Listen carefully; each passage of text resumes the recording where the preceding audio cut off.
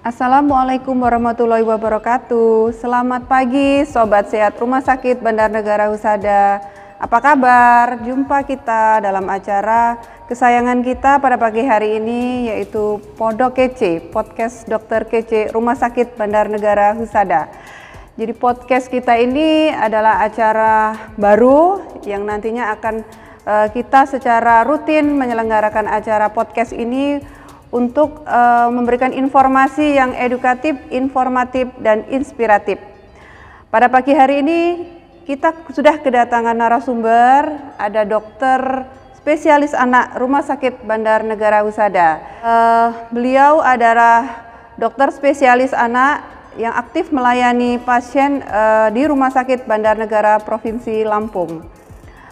Teman-teman semua, untuk tema pada pagi hari ini adalah terkait demam berdarah ya. Jadi kita tahu kasus demam berdarah ini sudah cukup tinggi pada awal Januari sama dengan April. Data dari Dinas Kesehatan mencatat ada 3.300 kasus demam berdarah, yang mana ternyata ada 12 kasus meninggal. Jadi ini merupakan penyakit yang cukup berbahaya ya. Jadi mungkin demam berdarah tidak asing bagi kita, tapi ternyata setiap tahun pasti ada fase-fase di mana kasusnya memuncak. Jadi kita memang sengaja mengambil tema ini pada pagi hari ini untuk mengingatkan teman-teman semua, masyarakat semua, para orang tua, karena ternyata kasus ini banyak ke anak-anak ya. Jadi pasien-pasien yang dirawat ini banyak sekali anak-anak. Jadi kita coba review kembali, kita refresh kembali pengetahuan kita, bagaimana cara pencegahan, bagaimana cara pengobatan, dan apa yang harus kita lakukan ketika anak kita terindikasi terkena penyakit demam berdarah. Nanti akan lebih jelasnya lagi bersama narasumber kita, Dr. Songgot Nauli, spesialis anak, yang akan menjelaskan apa itu demam berdarah, bagaimana pencegahannya, dan bagaimana pengobatannya, dan nanti lebih jelasnya dengan beliau. Mungkin untuk mempersingkat waktu ya, kita masuk saja ke tema demam berdarah ini. Kita akan mendengarkan penjelasannya langsung dari narasumber kita, yaitu Dr. Songgot Nauli, spesialis anak. Silakan dokter. Terima kasih Ibu Dia. Saya Dr. Songgot Nauli, dokter anak RSUD Bandar Negara Husada. Jadi seperti yang dikatakan oleh Ibu Dia, bahwasanya demam berdarah itu dari tahun ke tahun akan mengalami fluktuasi, akan mengalami fase tinggi dan fase turun. Dan pada saat fase tinggi itu kita harapannya jangan ada angka kematian. Nah, kita harus tahu dulu nih, apa sih yang menyebabkan demam berdarah? Jadi yang menyebabkan demam berdarah adalah virus ya, virus demam berdarah yang ditularkan melalui hewan nyamuk yang namanya Aedes aegypti. Jadi pada saat gigitan nyamuk, dia akan mentransfer virus demam berdarah atau virus dengue ke tubuh pasien, tubuh manusia. Begitu kita terkena virus akan muncul gejala. Nah, gejala apa sih yang paling sering dialami oleh pasien demam berdarah? Yang pertama adalah demam ya. Demam berlangsung 3-7 hari. Jadi begitu ada demam 3 hari, kita harus waspada. Sudah mulai waspada karena demam yang ditimbulkan oleh demam berdarah ini biasanya demam yang tinggi, naik terus turun kembali, kemudian naik kembali, dan kita sebut sering seperti bandel banget nih demamnya gitu ya. Jadi itu harus hati-hati.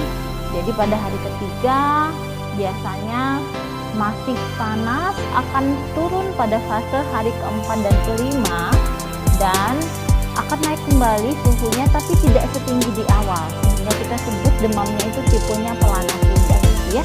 Jadi dia demam tinggi, turun di hari ketiga keempat, pada hari keenam jadi dia mau naik lagi tapi tidak seperti demam di hari pertama sampai hari ketiga. Jadi kita harus waspada karena memang kita endemis ya. Di Lampung sendiri seperti dikatakan oleh Ibu Ayu, 3.316 kasus dari Januari sampai April dan 12 kematian. Di Indonesia sendiri 2023 kasusnya itu sampai 28.000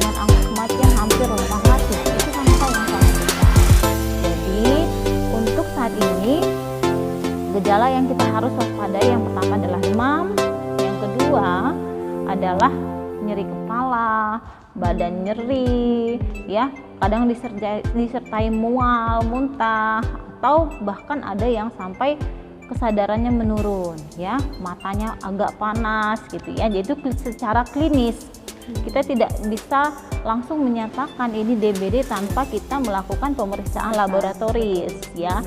Nah, pemeriksaan laboratoris itu dikerjakan di Faskes, fasilitas kesehatan yang memadai, misalnya di puskesmas yang ada laboratoriumnya, atau ke rumah sakit untuk melihat apakah ada tanda gejala ke arah demam berdarah, begitu Ibu. Kalau untuk angka kejadian dan apa itu demam berdarah gitu. Ya, jadi ini mengenalinya seperti itu ya Dok. Jadi kadang demam kita juga masih bertanya-tanya ya Dok, ini anak saya demam kenapa? Iya. Kan memang harus segera membawa ke fasilitas kesehatan ya. Jika demamnya lebih dari 2 hari ya Dok, Ya, itu 2 hari sampai 3 ketiga. hari. Hari ketiga ya Hari dokter ketiga ya. idealnya kita akan melihat ada parameter lab yang bermasalah. Ya.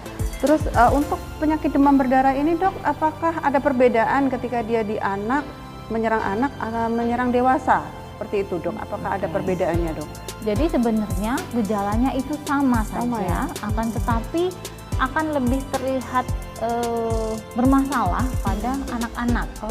Ya, bagaimana bisa? Karena anak-anak akan sedikit lebih rentan pada saat dia demam, dia tidak akan mau makan, sulit untuk minum, itu akan memperberat gejala daripada demam berdarahnya, sehingga angka kejadian rawat inap untuk DBD memang lebih tinggi pada anak-anak. Gitu Ya, mungkin di situ selain itu memang daya tahan tubuh pada anak juga lebih rendah Lebih daripada rentan, orang ya. dewasa. Jadi memang ketika memang untuk anak-anak ini kita harus lebih cepat ya Dok ya untuk segera membawa ke fasilitas pelayanan Ya, kesehatan benar. untuk mendapatkan pertolongan. Sekarang bagaimana sih Dok cara mencegah? Jadi kalau tadi sudah kena demam dan bagaimana cara menanggulanginya, bagaimana kita mencegah supaya kita tidak terkena virus DBD ini?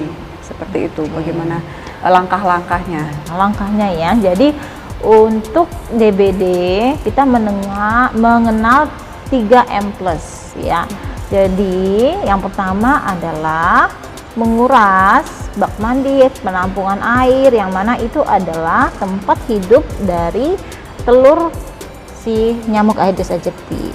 Kemudian yang kedua, menutup bak-bak penampungan air sehingga menutup celah si nyamuk Aedes aegypti itu menaruh telurnya dan berkembang biak. Kemudian yang ketiga, mengubur barang bekas atau mendaur ulang barang bekas. Yang plusnya itu apa? Yang plusnya itu bisa dengan menggunakan repellent, kemudian anti nyamuk, kemudian menanam tanaman yang tidak disukai oleh nyamuk seperti lavender, serai, ya. Kemudian juga bisa dengan imunisasi, ya. Sekarang sudah ada imunisasi demam berdarah. Jadi selain dari 3M ada plus. Nah, plusnya itu banyak, dan satu lagi plusnya adalah menjaga kualitas hidup sehat. Jadi dengan nutrisi yang baik, dianggap daya tahan tubuh kita bisa melawan dari virus demam berdarah gitu. Kalaupun kena, jadi dia tidak terlalu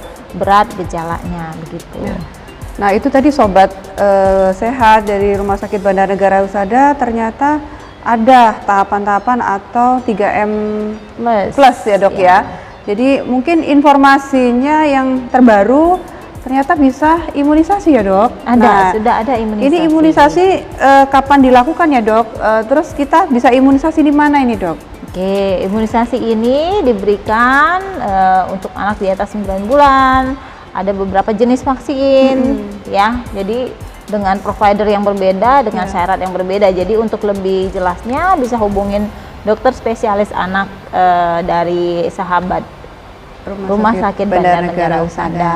Ya. Jadi ini tambahan. Jadi kalau mau bisa lebih mendapatkan imunitas, jadi Sobat Sehat Bandar Negara Husada bisa melakukan imunisasi. Jadi untuk lebih jelasnya nanti bisa menghubungi Dokter Nauli atau dokter spesialis anak yang ada di rumah sakit seperti itu.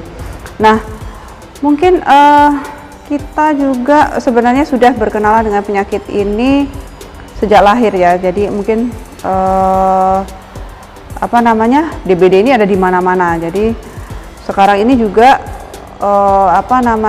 selalu berulang gitu loh. Maksudnya gini dok, kita DBD ini udah lama gitu ya. Tapi tidak bisa nggak selesai. Maksudnya itu bahkan udah zaman udah canggih, udah ada imunisasi dan sebagainya. Tapi kalau kita lihat ada pasti setiap tahun tuh fase-fase di mana ini kasus DBD meningkat, terus rumah sakit jadi penuh dan sebagainya. Nah itu bagaimana ya dok supaya mengeliminir supaya tidak ada kasus kematian? Jadi mungkin bisa diperjelas atau ada langkah-langkah khusus supaya masyarakat juga bisa mengantisipasi DBD ini. Jadi dia ini virus seperti apa, kenapa selalu berulang dan sebagainya, sehingga kita bisa mengeliminir terjadinya kasus kematian seperti itu dok.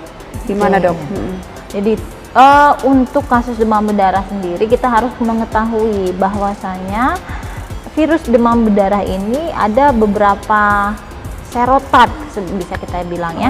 Ada DEN 1, DEN 2, DEN 3, DEN 4, DEN 5. Pada saat yang menginfeksi kita, jadi beda dengan penyakit infeksi virus yang lain, misalnya campak. Begitu kita kena campak, imunitas kita akan benar-benar kenal ini si virus campak. Begitu ada virus campak yang kena ke tubuh kita, yang menginfeksi kita, tubuh kita sudah punya imun sistem untuk mengenal bahwa ini si campak. Jadi kalau sudah pernah kena campak, biasanya tidak akan kena campak lagi. Nah, berbeda, inilah bedanya dengan virus demam berdarah. Kalau virus dengue ini, dia mempunyai 5 serotype. Pada saat dia menginfeksi kita, kebetulan dengan serotype DEN 1, berikutnya dia bisa menginfeksi kita dengan serotype yang lain. Gitu. Jadi kita tidak kebal, istilahnya ya, tidak kebal dengan si virus demam berdarah. Jadi tetap akan bisa menimbulkan gejala demam berdarah, sehingga inilah yang mengakibatkan angka kejadiannya tetap naik turun gitu ya. Kemudian bagaimana caranya supaya mengeliminir? Nah, ini adalah isu global. Jadi yang berperan di sini bukan hanya dokter, bukan hanya rumah sakit, tapi seluruh stakeholder, mulai dari pemerintahan harus mengeluarkan kebijakan, mulai dari skala kecil, lingkungan RT itu harus benar-benar mawas, harus benar-benar bekerja sama. Jadi lingkungan itu kita usahakan adalah lingkungan yang bebas nyamuk gitu. Jadi itu memang tantangan yang sangat besar, mengingat kita memang daerah tropis, daerah yang memang tropis, tempat hidupnya si Aedes aegypti gitu. Jadi kalau mengeliminir benar-benar nol itu memang butuh proses mungkin ke sana, tapi untuk sekarang kita bagaimana menekan gitu dengan 3M plus yang sudah saya terangkan sebelumnya ya. Nah, oke dokter. Kemudian nah ini tadi dokter sudah sampaikan ada beberapa tipe ya. Jadi virus ini mungkin kayak COVID kayak gitu ya dok ya. Bisa juga mutasi ya dok ya. Sehingga kalau sudah kena bisa jadi ya kena lagi ya dok ya. Bisa kena lagi seperti itu. Jadi memang kuncinya pola hidup sehat ya. Pola hidup sehat, pola hidup bersih. Jadi jangan kita jangan bosan-bosan lah untuk bersih-bersih. Kadang kita pikir penampungan air perlu, ternyata kalau ini jadi media untuk nyamuk itu berkembang seperti itu ya dok ya. Jadi bukan hanya air saja, sebenarnya tempat lembab pun si telur nyamuk ini bisa bertahan. Jadi misalnya sedang tidak hujan ya, si nyamuk ini bertelur di daerah yang lembab ya, misalnya ada tempat wadah-wadah gitu ya. Nah 6 hari dia bertahan. Jadi begitu datang hujan ada air, jadi bisa berkembang menjadi jentik nyamuk dan menjadi nyamuk dewasa. Jadi begitu daerah lembab atau daerah yang ada agak gelap, jadi kain-kain yang agak lembab, jadi benar-benar dijaga lingkungan itu tidak nyaman untuk nyamuk gitu. Berarti ini kita harus aware, kita harus perhatian ketika memang musim hujan ya dok ya. Itu lebih lagi kita seperti tadi dokter Nauli sampaikan, dilihat penampungan air ketika ada yang tempat terbuka, air mengenang dan sebagainya, kita harus sering bersihkan ya. Kemudian bisa pakai semprotan nyamuk ya dok ya? Bisa pakai Efektif ya dok itu ya? Itu efektif secara lokal, tapi tidak segeneral. Untuk yang lebih efektif sebenarnya ada program dari Dinas Kesehatan, itu fogging. Oh, fogging, betul. Ya, selain fogging ada pemberian bubuk abate, itu larvasida, tujuannya untuk mematikan larva dan di tempat air bersih tadi ya dok ya. Baik sobat sehat Rumah Sakit Bandar Negara Husada, ternyata cukup banyak ya hal-hal yang memang harus kita perhatikan untuk pencegahan maupun ketika kita sudah terkena demam berdarah ini. Jadi jangan lupa kita harus tetap menjaga hidup sehat, hidup bersih.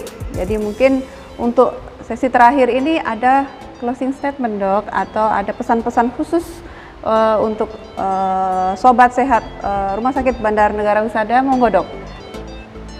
Halo sobat sehat Rumah Sakit Bandar Negara Husada, closing statement saya adalah mari kita tuntaskan dan selesaikan demam berdarah dengan hidup sehat dan 3M+. Cukup dokter? Cukup. Baik, terima kasih bincang-bincangnya pada pagi hari ini dok. Semoga ini membawa manfaat. Kemudian sobat sehat Rumah Sakit Bandar Negara Husada juga bisa lebih memperhatikan lagi tentang bagaimana hidup sehat, bagaimana memperhatikan lingkungan sekitarnya sehingga kita bisa menjauhkan diri dari penyakit demam berdarah ini. Jadi akhir kata, terima kasih sahabat Rumah Sakit Bandar Negara untuk atensinya mengikuti podcast Dokter Kece. Jadi Podo Kece adalah podcast Dokter Kece. Jadi dokter-dokter Rumah Sakit Bandar Negara Husada ini kece-kece. Jadi spesialis kita cukup banyak yang nantinya akan setiap bulan kita akan rutin untuk menampilkan episode-episode tentang tema-tema kesehatan yang lagi tren sekarang, sehingga teman-teman akan lebih akrab dan lebih mengenal Rumah Sakit Bandar Negara Husada. Jadi akhir kata, saya sebagai host mohon diri, mohon maaf apabila ada yang kurang berkenan. Terima kasih banyak Dokter Nauli. Terima kasih Ibu Dia. Selamat pagi semua. Terima kasih.